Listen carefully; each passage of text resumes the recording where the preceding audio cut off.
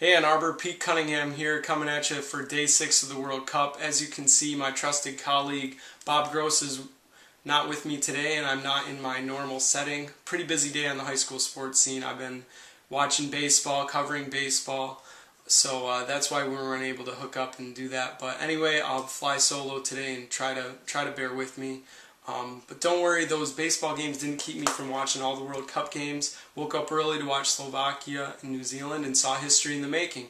First ever points by New Zealand. Although Slovakia dominated the game, Marek Hamsik was a pretty incredible player, as I thought he would be, and his teammates were rather good as well. But they weren't able to put away New Zealand when they could, and the Kiwis got a goal in the very last minute of play during stoppage and earned themselves the first point of the country's history. So that was pretty cool to see.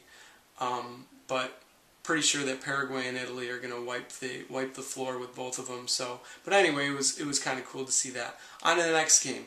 Speaking of scoring in stoppage, you would think that when you're in stoppage and you have an opportunity to score, you should take it, right? Well, Ivory Coast didn't think so. Very last play of the game, they had a corner kick, and instead of sending it into the box and trying to score a goal, they just decided to, well, first they had a player go down with an injury and roll around for 30 seconds and waste 30 seconds.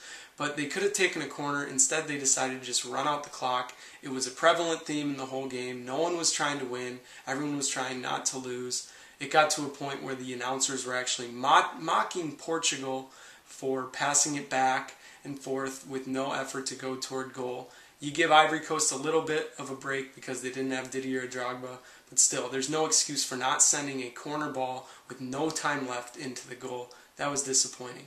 On to the game of the day, North Korea, Brazil.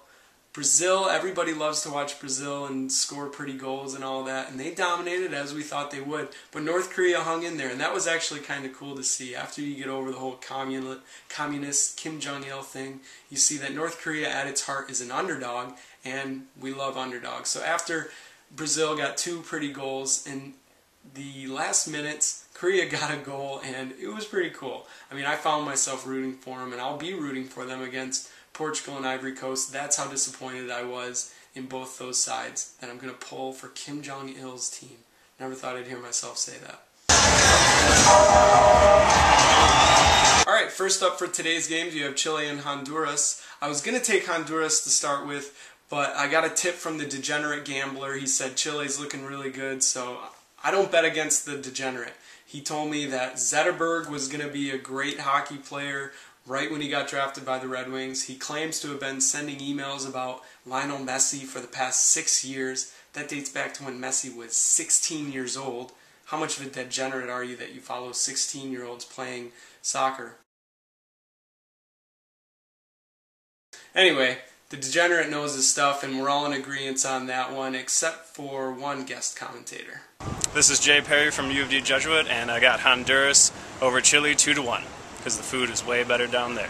Formerly of U of D Jesuit, actually, he's going to be pitching for the Wolverines next year. Should have clarified a little bit, because I don't know if you know, but Chile and Honduras are both down there. So I think he was taking Honduras. Said he's been on a mission trip down there and that he's really pulling for Honduras. So good luck with Jay at Michigan next year.